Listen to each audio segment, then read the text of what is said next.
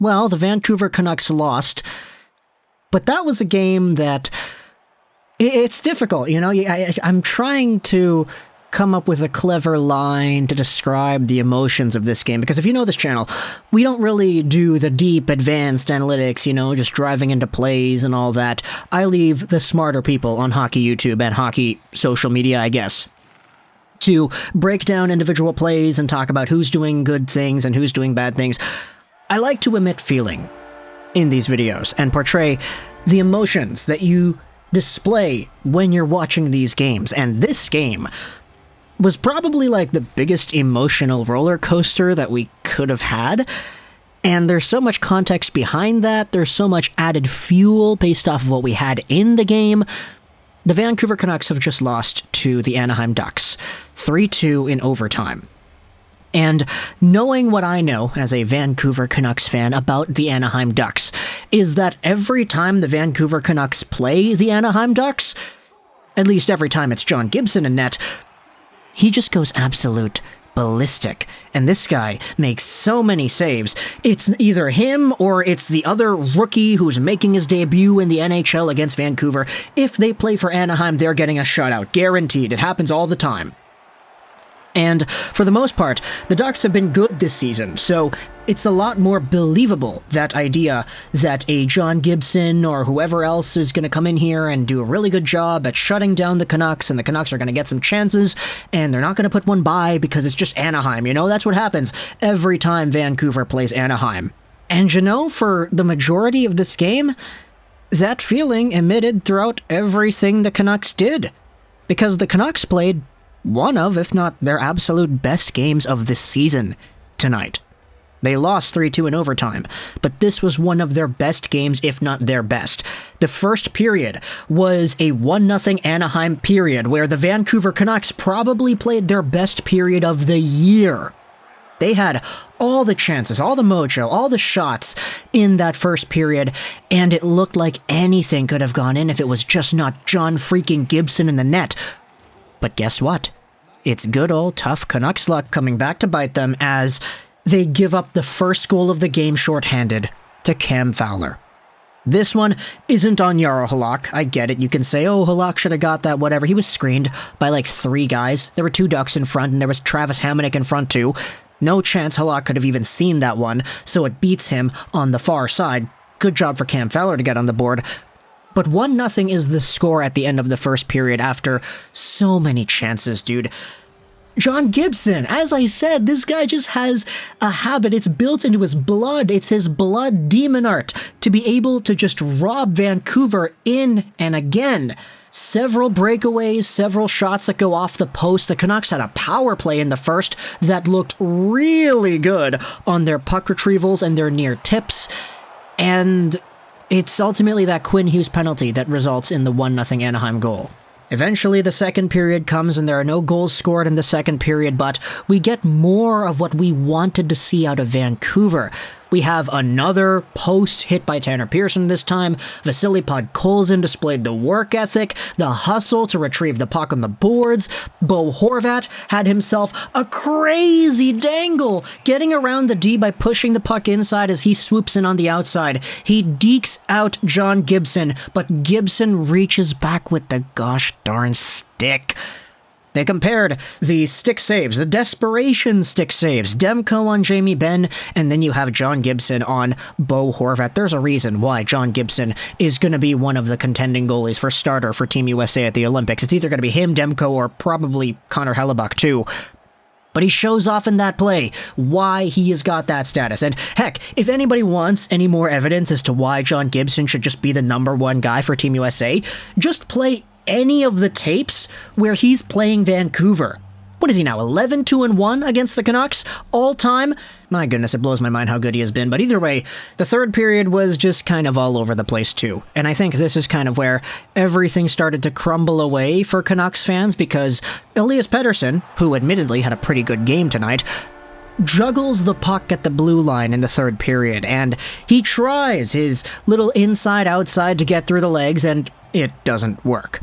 It worked earlier in the game, But this time, on the blue line as the last man back, it does not work. Eventually, there is a play forced the other way, and it's Trevor Zegras trying to break it on Petey. Petey kind of holds him down, and eventually it's an interference penalty, as well as a holding call for Zegras and Pettersson. So it's 4-on-4 for a little bit in this third period when it's a 1-0 Anaheim game.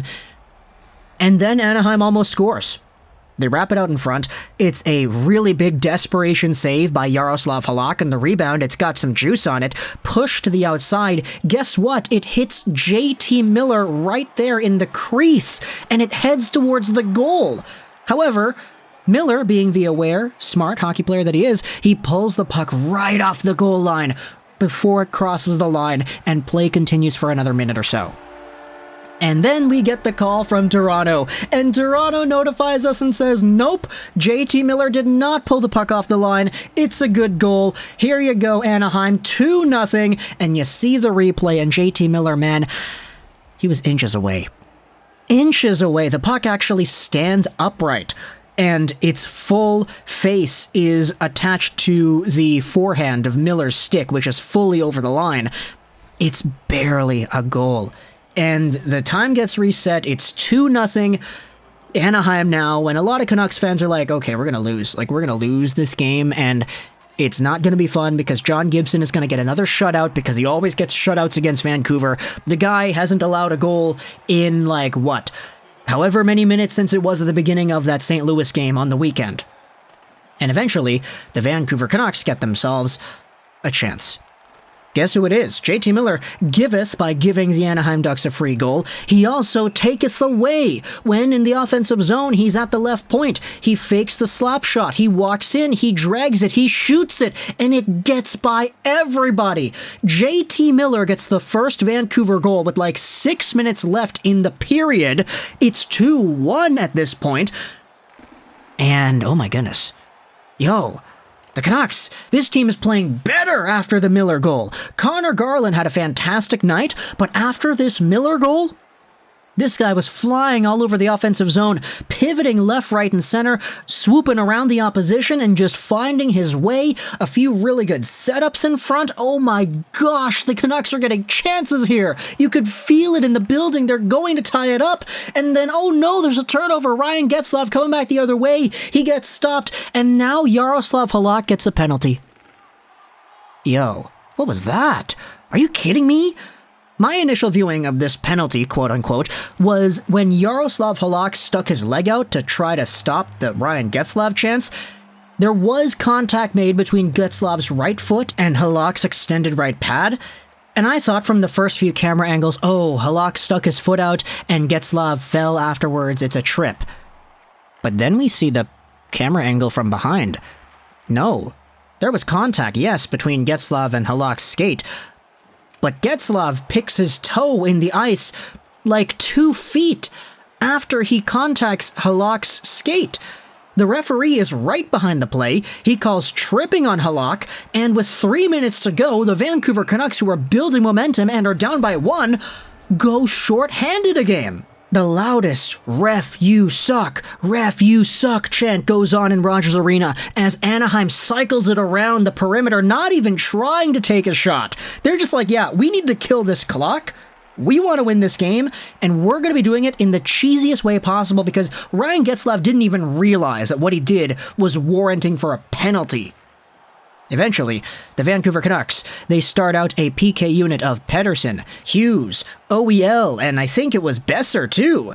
And eventually, they get the puck into the offensive zone. Halak goes to the bench, the extra attacker is out there, it's JT Miller, I think. And Elias Pettersson takes the puck on the right side. He comes in, he shoots it, and it goes in. Elias Pettersson ties the game. I don't know if it was shorthanded or not. I don't care if it was shorthanded or not. It's shorthanded in my heart. And it is a 2-2 tie. The building erupts and absolutely explodes with joy because, my gosh, the Vancouver Canucks beat Gibson twice in 6 minutes. 6 minutes, Slim Shady are on. That's all it took for Vancouver to get on the board. And now we go into overtime, dude. Hockey gods. Hockey karma, this exists. You guys are real, because only in a movie does stuff like that happen, dude. And then, like all bad movies, the ending is not one that you want to see because the Vancouver Canucks actually get some really good opportunities in overtime. A few breakaways here and there. Bo Horvat gets stopped once on a breakaway and then twice on the rebound. JT Miller gets robbed on another breakaway too. Pettersson had a few shots in overtime that were all thwarted away by Gibson. And then eventually it's a 3-on-1 lazy back check by Miller. It's Hughes, the odd man back, gets Lev in front to Terry. He shoots it, he scores it, boom. It's 3-2 Anaheim. Ay. What a roller coaster. I feel so emotionally empty after talking about that. I need to watch some Korean drama or something to get my emotions back up and running.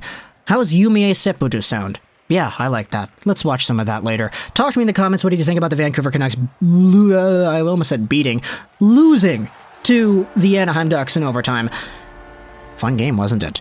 At least Elias, Pettersson, and Miller scored. Hughes got 2 assists as well, so there you go. If you want to pay attention to the points race, they're giving you a lot to cheer about over there. But talk to me in the comments, all your thoughts. I hope you enjoyed this particular Trolls 99. And bye.